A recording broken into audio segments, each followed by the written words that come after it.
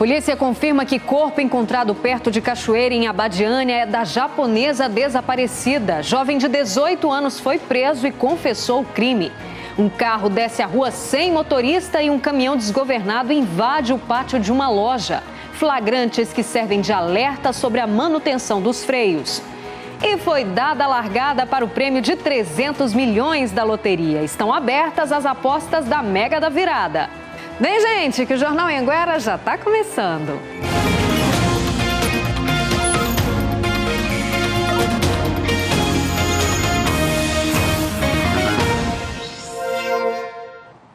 Boa noite, agora são 7h13. A gente começa a edição de hoje falando sobre o ex-major da Polícia Militar, Cristiano Silva de Macena, que foi condenado pelo sequestro e estupro de duas irmãs em Rio Verde, no sudoeste do estado. Fábio Lemin está acompanhando. Fábio, conta pra gente qual o tempo de prisão, qual foi a sentença. Boa noite. Oi, Rosane, boa noite para você, para quem nos acompanha. Essa sentença foi divulgada agora há pouco pela Justiça. O período que ele vai cumprir de pena é 45 anos e 8 meses de reclusão em regime fechado e ainda 10 dias multa. O major Cristiano de Macena, ex-comandante da CPE aqui de Rio Verde, ainda foi condenado pelos crimes de 2 sequestros qualificados, isso contra as menores, 1 cárcere privado qualificado, 2 estupros de vulnerável, adulteração de sinal identificador de veículo automotor. A gente lembra que esse caso teve enorme repercussão em outubro do ano passado, em outubro de 2019, quando o major Cristiano de Macena, ex-comandante da CPE aqui de Rio Verde, teria cometido esses crimes contra essas duas menores de 11 e 12 anos na época desse caso. Portanto, o major, ele segue preso no batalhão da Polícia Militar em Goiânia. Ele que chegou a ser ouvido em uma audiência aqui no Fórum de Rio Verde e agora, portanto, saiu essa condenação agora no fim da tarde do juiz aqui de Rio Verde, determinando, portanto, essa condenação de 45 anos e 8 meses de 45 anos e 8 meses de reclusão em regime fechado. A gente tentou contato com a defesa do major Cristiano de Macena, mas até o momento a gente não conseguiu retorno. Rosane. Tá certo, Fábio. Obrigada pelas informações. E olha, foi identificado o corpo de uma japonesa que estava desaparecido há uma semana, depois de ir para uma cachoeira que fica no terreno da casa Dom Inácio de Loyola, em Abadiânia. Um rapaz foi preso suspeito de matar a mulher. A identificação foi feita por meio das impressões digitais. O IML confirmou que o corpo localizado próximo a uma cachoeira em Abadiânia é da japonesa Hitomi Akamatsu, de 43 anos. Ela estava desaparecida há uma semana. Na data de ontem, o Corpo de Bombeiros Militar esteve na cidade com cães farejadores. O corpo estava em uma vala a poucos metros da cachoeira, que fica no terreno da casa Dom Inácio de Loyola. Um rapaz de 18 anos foi preso suspeito de ter invadido o local e matado a estrangeira. Segundo as investigações, ele usou uma camisa para estrangular a mulher. A polícia teve acesso a câmeras de segurança que mostram a mulher indo em direção à cachoeira. O rapaz vai logo em seguida. Depois de algum tempo, ele volta, sujo e com uma peça de roupa que seria da vítima. As imagens são do dia 10 desse mês, justamente a última vez em que a estrangeira foi vista na cidade, e mostram o suspeito voltando de bicicleta do local do crime. O homem tentou apagar vestígios, queimando objetos da vítima, mas as chaves da casa dela foram localizadas na mesma região. Na delegacia ele confessou que teria uma dívida de drogas e estaria sendo cobrado por essa dívida. Encontrou essa cidadã asiática numa cachoeira onde estrangeiros costumam frequentar, e aí tentou roubá-la. Ela apresentou certa resistência, segundo ele, com medo de ser denunciada à polícia, com a sua própria camisa a estrangulou. Hitomi Akamatsu veio do Japão há 2 anos e desde então passava por um tratamento espiritual em Abadiânia. A embaixada do Japão no Brasil vai ser comunicada sobre o crime. Na casa Dom Inácio de Loyola, ninguém quis falar sobre o crime. Nós tentamos falar com o advogado da casa, mas também não tivemos retorno. Foi enterrado hoje o corpo do policial morto no Distrito Federal numa tentativa de assalto. Os suspeitos do crime foram presos em Águas Lindas.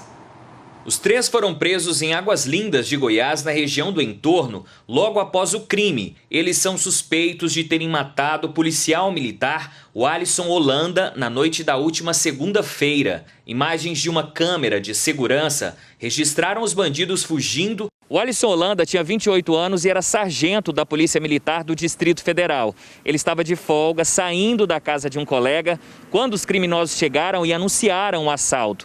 O interesse dos bandidos era o carro do PM. O Alisson reagiu e acabou sendo atingido com um tiro no peito. O policial ainda chegou a ser socorrido e levado com vida para o hospital, mas não resistiu aos ferimentos. Os 3 vão responder por latrocínio, roubo seguido de morte. Perdemos um grande policial militar, perdemos mais um combatente à criminalidade hoje no Distrito Federal.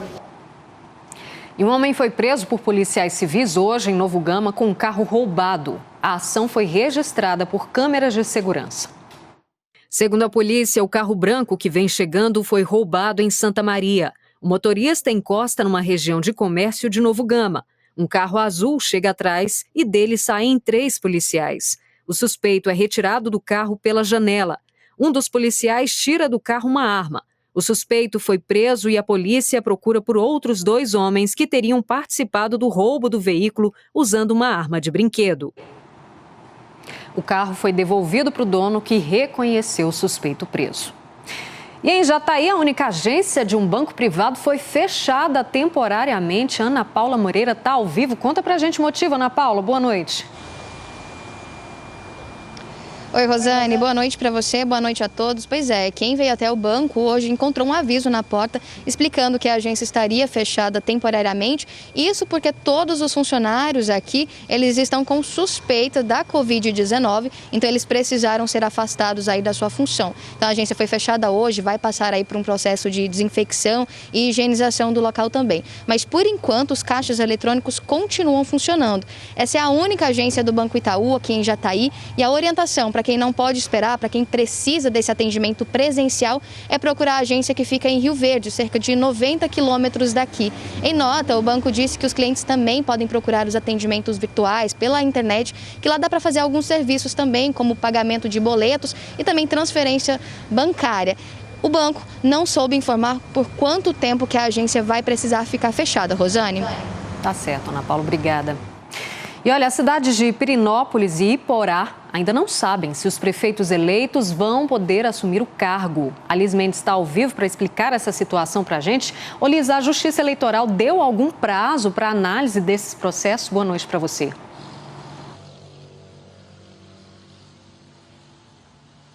Oi, Rosane, boa noite para você, boa noite a todos. Olha, geralmente esses prazos da Justiça Eleitoral decorrem, que é o julgamento desses processos, desses recursos, é um prazo de 2 semanas. E aí dá o veredito. Na situação de Pirenópolis, Nivaldo Melo, do PP, teve 62% dos votos, só que em setembro, ele teve o registro de candidatura dele negado. É que ele foi condenado pelo Tribunal de Contas porque ele teria usado mal o dinheiro do recurso, o dinheiro do governo federal que chegou lá para a cidade nas administrações dele anteriores. Então ele foi condenado e está inelegível até 2026. Já no caso de Iporá, o Nassoitan Leite, do PSDB, teve 33,59% dos votos, mas a candidatura dele também está sob júdice. É que, de acordo com o Ministério Público, ele teria usado, em 2016, um helicóptero para distribuir panfletos com difamações ao outro candidato à prefeitura, que acabou derrotado.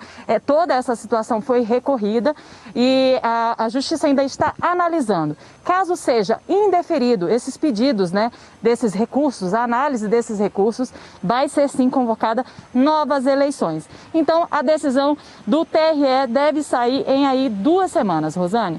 Tá certo, Liz, obrigada. E a gente tem aqui a resposta deles. Olha, o candidato mais votado em Pirenópolis, Nivaldo Melo, diz que acredita na justiça e acredita que o processo será julgado respeitando a democracia e a vontade dos eleitores. O candidato mais votado em Iporá, Nassoitan Leite, diz que o processo não tem provas e que ele já recorreu da decisão. Vamos mudar de assunto? Imagina encontrar um carro desgovernado passando sem motorista. Isso aconteceu em Rio Verde. O flagrante serve de alerta, viu? A Ana Paula estava tomando banho quando ouviu um estouro. Então saiu de casa para ver o que tinha acontecido e encontrou o carro dela assim. Um capô amassado e um farol quebrado. E eu achei que era alguém pulando dentro de casa. Aí foi o prazo de eu sair, vesti roupa, na hora que eu fui ver, meu carro já estava na esquina, todo arrebentado. Fui ver, não tinha ninguém mais, o cara já tinha fugido já. As imagens de uma câmera de segurança mostram o momento que um carro desgovernado desce a rua sozinho. O motorista até tenta correr atrás, mas escorrega e cai. O veículo só parou quando encontrou uma barreira. Justamente o carro da Ana Paula, que estava estacionado na frente de casa. Fui ver, não tinha ninguém mais, o cara já tinha fugido já. O carro desgovernado não foi o único caso que chamou a atenção aqui em Rio Verde nos últimos dias. Na BR-060, a Polícia Rodoviária Federal flagrou um ônibus completamente sem freios. Foi necessário acompanhar o veículo cerca de 1 quilômetro até que ele conseguisse parar. Mandei ele retornar para o local onde a gente estava. Novamente ele teve dificuldade de parar. Eu entrei debaixo do veículo e constatei que ele não tinha freio nos eixos traseiros, nenhum dos dois.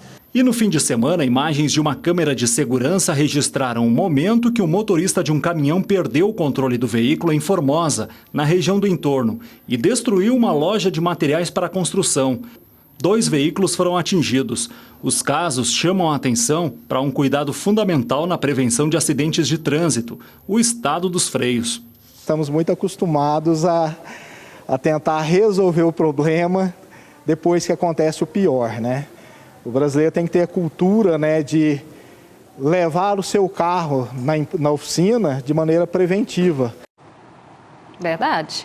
Vamos falar de economia de casa agora? Você que tem o costume de ir no mercado, já viu o preço do óleo de soja? Gente do céu, em Goiás o aumento do produto foi de mais de 50% no preço do litro. Nesta lanchonete, o salgado que mais sai é o pastel, que ficou em torno de 13% mais caro nos últimos meses.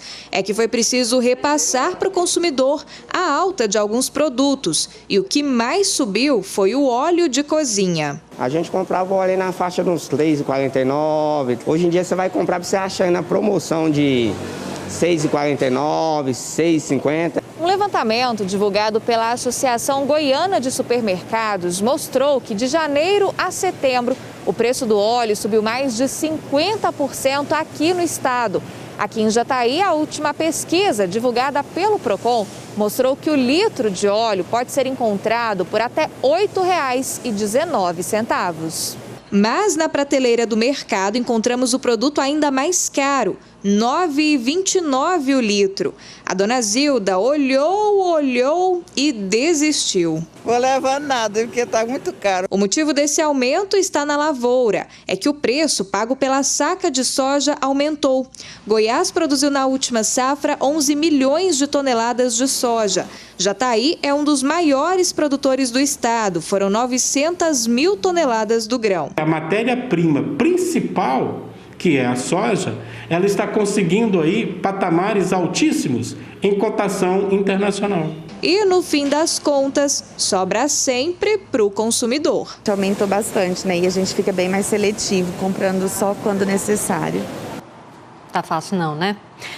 Teve chuva hoje à tarde em vários municípios goianos. Em Morrinhos, a chuva chegou acompanhada de granizo e, segundo os moradores, essas pedrinhas de gelo quebraram parte do telhado, hein? Em Porangatu também teve transtorno. A chuva alagou a rodoviária e também uma unidade do VaptVupt. Os funcionários tiveram trabalho para limpar o aguaceiro. Em Senador Canedo, moradores tentam colocar a casa em ordem depois da chuva dessa segunda. A água invadiu casas, moradores perderam móveis, a parede de um quarto foi parar no chão. O córrego da cidade transbordou. Segundo os moradores, as bocas de lobo estão entupidas e pioram a situação quando chove muito. A Prefeitura de Senador Canedo diz que está limpando as bocas de lobo e as galerias. E vem mais chuva por aí, viu? Confira agora na previsão do tempo.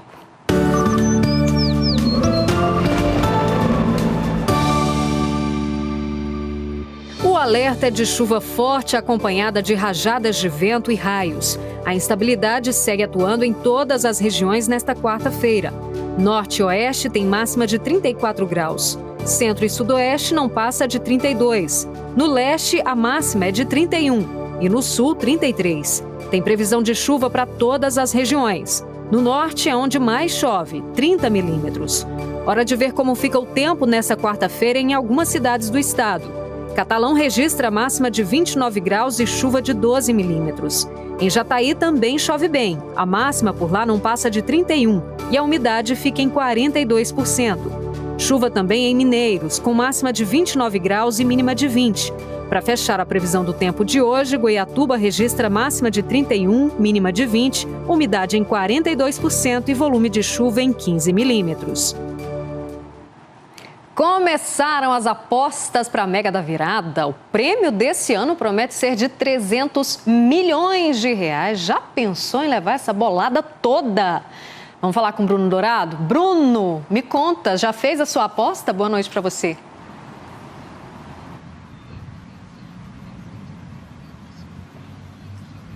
Boa noite, Rosane. Ainda não, viu? Inclusive, nem sei o que eu faria com toda essa bolada. Olha, as apostas da Mega Sena já estão sendo feitas em todo o Brasil. Aqui em Tumbiara, no sul do estado, não é diferente. Hoje pela tarde já tinha gente fazendo a aposta para ver se ganha, né? Toda essa bolada de 300 milhões de reais. Para ser mais específico, 347 milhões de reais. Então, para jogar é muito fácil. É só marcar de 6 a 15 números dentro dos 60 disponíveis no volante. O valor da aposta custa em torno de R$ 4,50, isso com 6 números. Muita gente aproveita, né, Rosane, para fazer aqueles bolões com a família, amigos e colegas de trabalho. Aí eu te pergunto, Rosane, e aí, o que você faria com toda essa bolada, mais de 300 milhões de reais? Volto com você.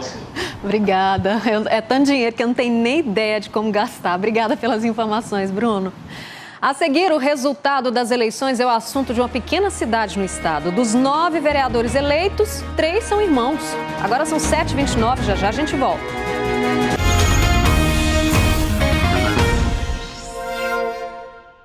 Estamos de volta agora às 7h32, a gente falou agora há pouco o preço do óleo lá na altura, né? A coisa não tá fácil mesmo, né? Mas, a gente ajuda agora quem está procurando emprego e mora na região do entorno do Distrito Federal. Em Valparaíso, um shopping está abrindo, tem mais de 500 vagas abertas. Assunto para a Daiane Jardim. Até quando, Daiane, os interessados podem enviar esses currículos? Boa noite para você.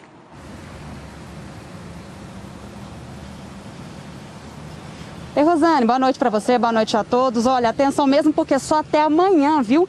Os interessados devem levar o currículo ao Brasil Center Shopping.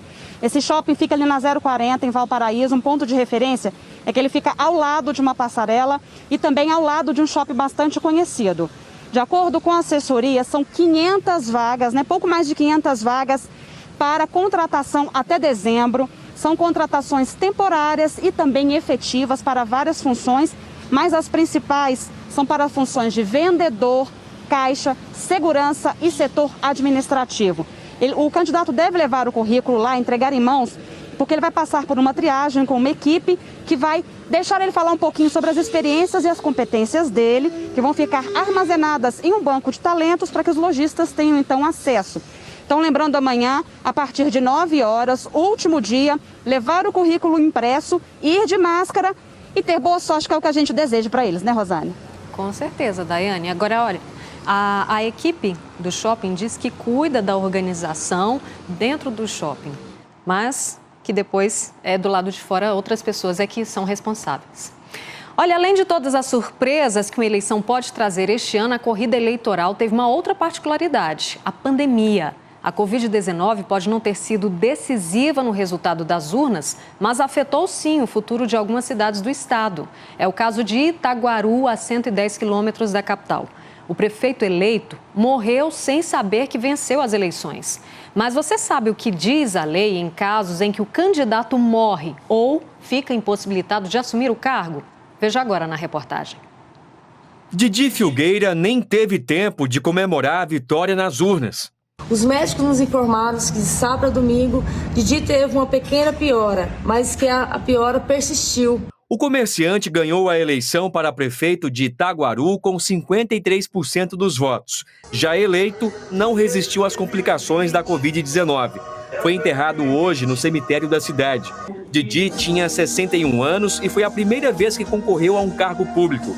Quem vai assumir a prefeitura é o vice-prefeito eleito Fernando Araújo, do PDT.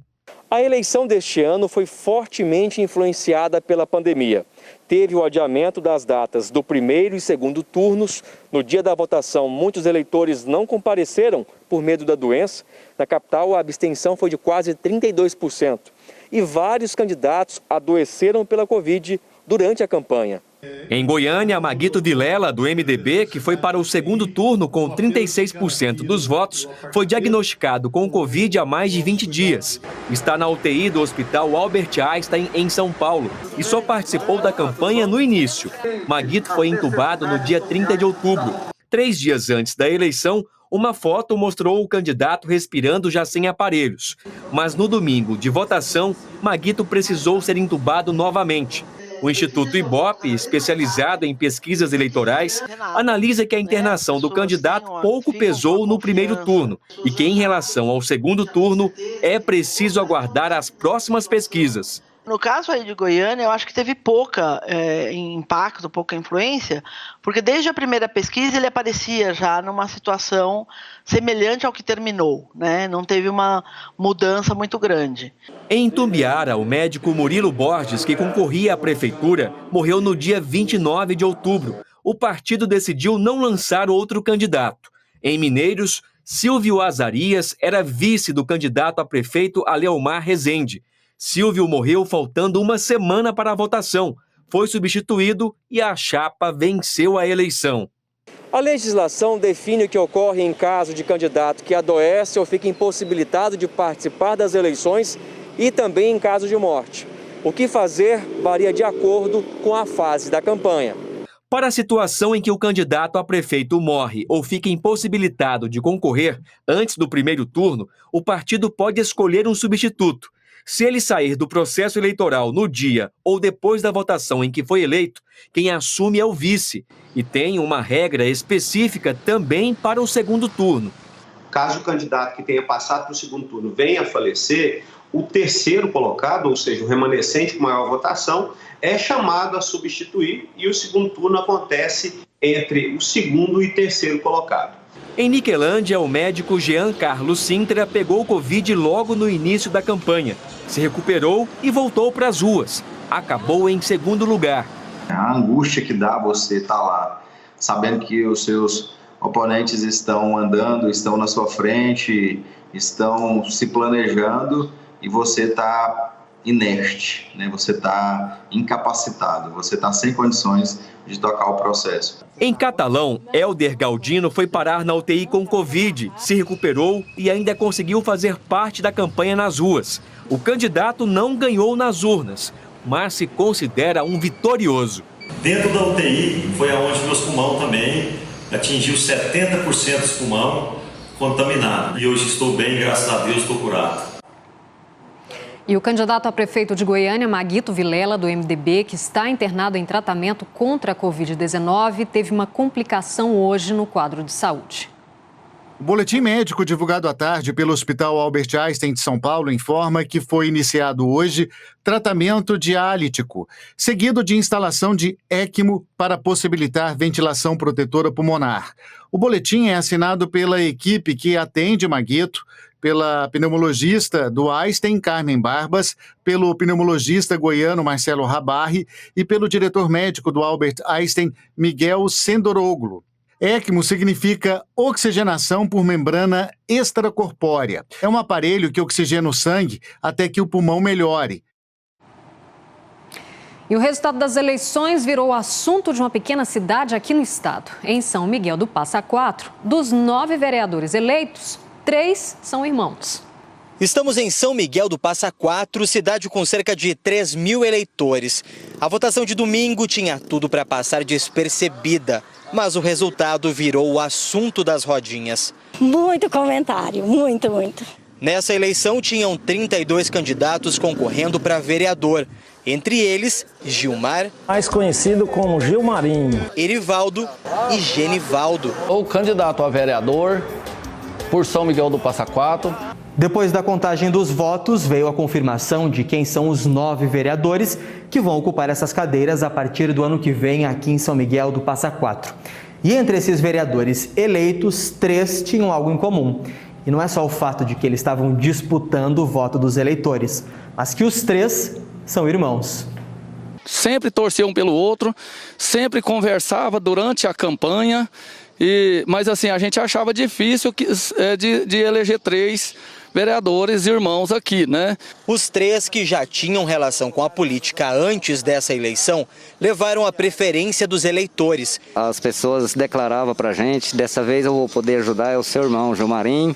Outros falavam, eu vou poder ajudar, é o outro irmão Genivaldo. A gente entendia isso de boa, com muita alegria mesmo. Genivaldo ficou em primeiro lugar. Recebeu 228 votos.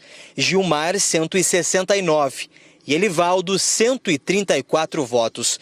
Os da Costa mantiveram uma tradição da família que já disputa um cargo político há 16 anos na cidade. Quando eu descobri que nós 3 foi eleito, já foi também uma alegria boa. Graças a Deus foi bom. Agora a pergunta que todo mundo quer saber: como foi a divisão dentro de casa para escolher em qual dos 3 votar? Eu votei nesse magrinho da camisa preta. E o Genivaldo foi ele. Dividiu o voto em casa? Dividiu. E eu arrumei um voto pro outro filho meu, no meu lugar, sabe? Briga pelos votos não deu? Não, deu não. E uma última informação, a Polícia Rodoviária Federal prendeu agora há pouco 4 pessoas na BR-060 entre Jataí e Rio Verde. Segundo a polícia, a quadrilha, que é de forma em torno de Brasília, viajou até Jataí para praticar fraudes no auxílio emergencial do governo federal. Com o grupo foram apreendidos dinheiro e carteiras de identidades falsas. Os suspeitos foram encaminhados para a delegacia da cidade. Agora são 7h42, o jornal vai chegando ao fim. A gente encerra hoje com imagens da Avenida Alfredo Nasser, lá em Lusiânia. Esse é o Balão da Santa, um ponto bem conhecido lá na cidade. Uma boa noite para você, um beijo, um cheiro para vocês. Espero vocês amanhã, tá bom? Tchau, tchau.